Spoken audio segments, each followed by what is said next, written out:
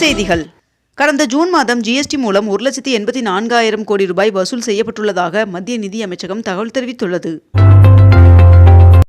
ஜூலை 12ஆம் தேதி நடைபெறவுள்ள குரூப் 4 தேர்விற்கான ஹால் டிக்கெட் வெளியிடப்பட்டுள்ளது. திருக்கோவில்கள் சார்பில் 32 பேருக்கு முதலமைச்சர் மு.க.ஸ்டாலின் அவர்கள் திருமணம் நடத்தி வைத்தார். சிவகங்கை திருபுவனம் சம்பவம் எதிரொலியாக தமிழ்நாடு முழுவதும் காவல்துறையில் அதிகாரிகளுக்கு கீழ் இயங்கும் அங்கீகரிக்கப்படாத தனிப்படைகளை கலைக்க டிஜிபி உத்தரவிட்டுள்ளார். கோவையில் தங்க நகை பூங்கா அமைப்பதற்கு தமிழ்நாடு அரசு டெண்டர் கோரியுள்ளது. வடசென்னையில் 8 கோடி ரூபாய் மதிப்பீட்டில் குளிர்சாதன வசதியுடன் கூடிய 4 பேருந்து நிறுத்தங்களை அமைக்க தமிழ்நாடு அரசு டெண்டர் கோரியது. 1853 கோடி ரூபாய் செலவில் பரமக்குடி ராமநாதபுரம் இடையே 4 வழி தேசிய நெடுஞ்சாலை திட்டத்திற்கு ஒன்றிய அமைச்சரவை ஒப்புதல் வழங்கியுள்ளது. உள்ளாட்சி அமைப்புகளில் மாற்றுத்திறனாளிகள் நியமன உறுப்பினர்களாக இணைய இன்று முதல் 17ஆம் தேதி வரை விண்ணப்பிக்கலாம் என்று தமிழ்நாடு அரசு தகவல் தெரிவித்துள்ளது. வடசென்னையில் 8 கோடி ரூபாய் மதிப்பீட்டில் குளிர்சாதன வசதியுடன் கூடிய 4 பேருந்து நிறுத்தங்களை அமைக்க தமிழ்நாடு அரசு டெண்டர் கோரியது. தமிழகத்தில் இன்று முதல் வருகின்ற 8ஆம் தேதி வரை ஒரு சில இடங்களில் மழை பெய்ய வாய்ப்புள்ளதாக வானிலை மையம் தகவல் தெரிவித்துள்ளது. மேலும் தமிழகத்தில் இன்று நீலகிரி, ஈரோடு, தேனி, விருதுநகர், தென்காசி, கோவை ஆகிய மாவட்டங்களில் மழைக்கு வாய்ப்புள்ளதாகவும் தகவல் வெளியாகியுள்ளது. 22 கேரட் ஆபண தங்கத்தின் விலை சவரனுக்கு 360 ரூபாய் அதிகரித்து ஒரு சவரன் 72,520 ரூபாயாகவும் 1 கிராம் 9,065 ரூபாய்க்கும் விற்பனை செய்யப்பட்டு வருகிறது. இதனைத் தொடர்ந்து 1 கிராம் வெள்ளியின் விலை 120 ரூபாய்க்கு விற்பனை செய்யப்பட்டு வருகிறது. மேட்டூர் அணையிலிருந்து வெளியேற்றப்படும் நீரின் அளவு 56,000 கனஅடியிலிருந்து 35,000 கனஅடியாக குறைக்கப்பட்டுள்ளது. திருபுவனம் இளைஞர் அஜித்குமார் அவர்களின் தம்பி நவீன்குமாருக்கு அரசு பணிக்கான நியமன ஆணையை அமைச்சர் பெரிய கருப்பன் அவர்கள் வழங்கினார்.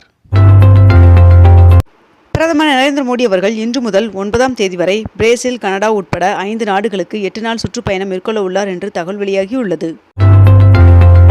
டிசம்பர் 2025ஆம் ஆண்டிற்குள் 7,212 அடுக்குமாடி குடியிருப்புகள் திறந்து வைக்கப்பட்டு பயனாளிகளுக்கு வழங்கப்பட உள்ளது என்று அமைச்சர் அன்பரசன் அவர்கள் தகவல் தெரிவித்துள்ளார். பிரதமர் நரேந்திர மோடி அவர்களின் தலைமையில் நடைபெற்ற அமைச்சரவை கூட்டத்தில் தேசிய விளையாட்டுக் கொள்கை 2025ற்கு ஒப்புதல் வழங்கப்பட்டுள்ளது. தமிழகத்தில் அரசு ஊழியர்களுக்கான திருமண முன்பணத்தை உயர்த்தி அரசாணை வெளியிடப்பட்டுள்ளது. இளைஞர் அஜித்குமாரின் வழக்கை சிபிஐக்கு மாற்ற எந்த ஆட்சேபனையும் இல்லை என்று உயர்நீதிமன்ற மதுரை கிளையில் தமிழக அரசு தெரிவித்துள்ளது.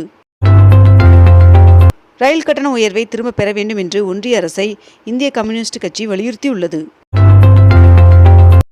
இலங்கை கடற்படையால் கைது செய்யப்பட்ட மீனவர்களை விடுவிக்க நடவடிக்கை எடுக்க கோரி ஒன்றிய அமைச்சருக்கு முதலமைச்சர் மு.க.ஸ்டாலின் அவர்கள் கடிதம் அனுப்பியுள்ளார். திருச்செந்தூர் சுப்பிரமணிய சுவாமி திருக்கோவிலில் 12 ஆண்டுகளுக்கு பிறகு ஜூலை 7ஆம் தேதி காலை கும்பாபிஷேகம் நடைபெற உள்ளது. நான் முதல்வன் திட்டத்தின் மூலம் வேலைவாய்ப்பு பெற்ற மாணவர்களுக்கு பணி நியமன ஆணைகளை முதலமைச்சர் மு.க.ஸ்டாலின் அவர்கள் வழங்கினார். கடந்த ஜூன் மாதத்தில் 92 லட்சம் பேர் சென்னை மெட்ரோ ரயிலில் பயணம் செய்துள்ளதாக மெட்ரோ நிர்வாகம் தெரிவித்துள்ளது. பார் கவுன்சில் உள்ளிட்ட அமைப்புகளில் மாற்றுத்திறனாளிகளுக்கு 4% ஒதுக்கீடு வழங்க ஆணை பிறப்பிக்கப்பட்டுள்ளது. குரூப் 3 தேர்வுகளுக்கு வனக்காவலர் மற்றும் குறுக்கெழுத்து தட்டச்சர் பதவிக்கான காலி பணியிடங்களை நிரப்புவதற்கான சான்றிதழ் சரிபார்ப்பு ஜூலை 7ஆம் தேதி நடைபெற உள்ளதாக டிஎன்பிஎஸ்சி அழைப்பு விடுத்துள்ளது. அனுமதியற்ற கல்வி நிறுவன கட்டடங்களை வரன்முறைப்படுத்த அவகாசம் வழங்கப்பட்டுள்ளது. நான் முதல்வன் திட்டத்தின் 3ஆம் வெற்றி விழா நிகழ்ச்சியில் பேசிய முதலமைச்சர் மு.க.ஸ்டாலின் அவர்கள் வெற்றி நிச்சயம் என்ற திட்டத்தை தொடங்கி வைத்தார். மேட்டூர் அணையிலிருந்து மேட்டூர் கிழக்கு மற்றும் மேற்கு கரை கால்வாய்களில் இருந்து இன்று முதல் 137 நாட்களுக்கு தண்ணீர் திறக்க நீர்வளத்துறை உத்தரவிட்டுள்ளது. திமுக உறுப்பினர் சேர்க்கைக்கான ஓரணியில் தமிழ்நாடு இயக்கத்தை முதலமைச்சர் மு.க.ஸ்டாலின் அவர்கள் தொடங்கி வைத்தார். பருத்தி கிலோ ஒன்றிற்கு 100 ரூபாய்க்கும் குவிண்டாலுக்கு 10,000 ரூபாய்க்கும் விலை கிடைத்திட ஒன்றிய மாநில அரசுகள் நடவடிக்கை எடுக்க வேண்டும் என்று அரூர் பகுதி பருத்தி விவசாயிகள் கோரிக்கை விடுத்துள்ளனர். நாட்டின் ஜிஎஸ்டி வசூல் கடந்த 5 ஆண்டில் இரட்டிப்பாகி 2024-25ஆம் நிதியாண்டில் 22 லட்சம் கோடியாகி உள்ளது. சென்னையில் 19 கிலோ எடை கொண்ட வணிக பயன்பாட்டிற்கான சிலிண்டரின் விலை 58 ரூபாய் குறைந்து 1,822 ரூபாய் 50 பைசாவாக விற்பனை செய்யப்படுகிறது. 14 கிலோ எடை கொண்ட வீட்டு உபயோக சிலிண்டர் விலையில் எந்தவித மாற்றமின்றி 868 ரூபாய் 50 பைசாவாக விற்பனை செய்யப்பட்டு வருகிறது. எல்லை தாண்டி மீன் பிடித்ததாக கூறி ராமேஸ்வரம் மீனவர்கள் 7 பேரை சிறைபிடித்தது இலங்கை கடற்படை. மேட்டூர் அணையின் நீர் திறப்பு 48,000 கனஅடியாக குறைந்தது. அரசின் நலத்திட்டங்களால் நாடு முழுவதும் 95 கோடிக்கும் மேற்பட்டோர் பயனடைகின்றனர் என்று பிரதமர் நரேந்திர மோடி அவர்கள் தெரிவித்துள்ளார். சர்வதேச விண்வெளி நிலையத்தில் சுபான்சி சுக்லா அவர்களின் அனுபவம் ககன்யான் திட்டத்திற்கு பெரிதும் உதவும் என்று இஸ்ரோ தலைவர் நாராயணன் அவர்கள் தெரிவித்துள்ளார். 2024-25 நிதியாண்டிற்கான வருமான வரி தாக்கல் காலக்கெடு ஜூலை 31ஆம் தேதியிலிருந்து செப்டம்பர் 15ஆம் தேதி வரை நீட்டிக்கப்பட்டுள்ளது. தமிழ்நாட்டில் உள்ள பள்ளிகளில் மாணவ மாணவிகள் தண்ணீர் அருந்துவதை உறுதி செய்யும் வாட்டர் பெல் திட்டம் நேற்று முதல் நடைமுறைக்கு வந்தது. IRCTC ரயில் டிக்கெட் புக்கிங் செய்வதும் தளத்தில் இன்று முதல் தட்கல் டிக்கெட் எடுக்க ஆதார் சரிபார்ப்பு செய்யப்பட்டிருக்க வேண்டும் என்று தெரிவிக்கப்பட்டுள்ளது. தமிழகத்தில் பெரிய தொழில் வணிக நிறுவனங்களுக்கு 3.16% புதிய மின் கட்டண உயர்வு இன்று முதல் அமல்படுத்தப்பட உள்ளது. வீட்டு மின் இணைப்புகள் மற்றும் சிறு வணிக நிறுவனங்களுக்கு எந்தவித கட்டண உயர்வும் இல்லை என்றும் தெரிவிக்கப்பட்டுள்ளது. திருநெல்வேலி நெல்லையப்பர் சுவாமி கோவிலின் தேரோட்டத்தை ஒட்டி ஜூலை 8ஆம் தேதி உள்ளூர் விடுமுறை அறிவிக்கப்பட்டுள்ளது. சென்னையின் முதல் கேபிள் பாலத்தின் கட்டுமானம் விரைவில் தொடங்க உள்ளதாக தகவல் வெளியாகியுள்ளது. உள்ளாட்சி அமைப்புகளின் மாற்றுத்திறனாளிகள் நியமன பதவிக்கு இன்று முதல் விண்ணப்பிக்கலாம் என்று தெரிவிக்கப்பட்டுள்ளது.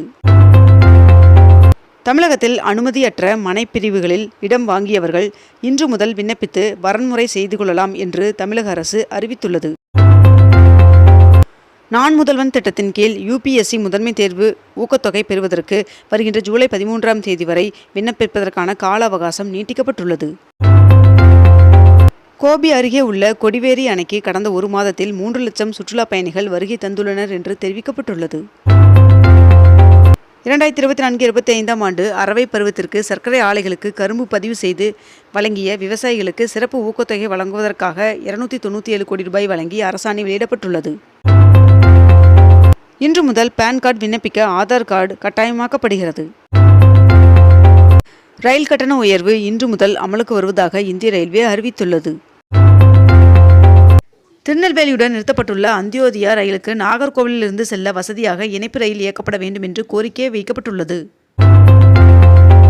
பராமரிப்பு உதவித்தொகை பெறும் மாற்றுத்திறனாளிகளிடம் இருந்து வாழ்நாள் உயிர் சான்று பெற வேண்டாம் என்று மாற்றுத்திறனாளிகள் நல ஆணையர் உத்தரவிட்டுள்ளார். தமிழகத்தில் வருகின்ற 5ஆம் தேதி வரை மிதமான மழைக்கு வாய்ப்புள்ளதாக வானிலை மையம் தகவல் தெரிவித்துள்ளது. தமிழகத்தில் உள்ள ஒவ்வொரு வாக்குச்சாவடியிலும் 1200க்கும் மிகாமல் வாக்காளர்கள் உள்ளபடி நடவடிக்கை எடுக்கப்பட்டுள்ளதாக தெரிவிக்கப்பட்டுள்ளது. இத்துடன் இன்றைய தலைப்புச் செய்திகள் நிறைவடைகின்றன. மேலும் இதுபோன்ற அண்மை தகவல்களை உடனுக்குடன் தெரிந்து கொள்ள அக்னிபூ சேனலை சப்ஸ்கிரைப் செய்து கொண்டு தொடர்ந்து இணைந்திருங்கள். நன்றி, வணக்கம்.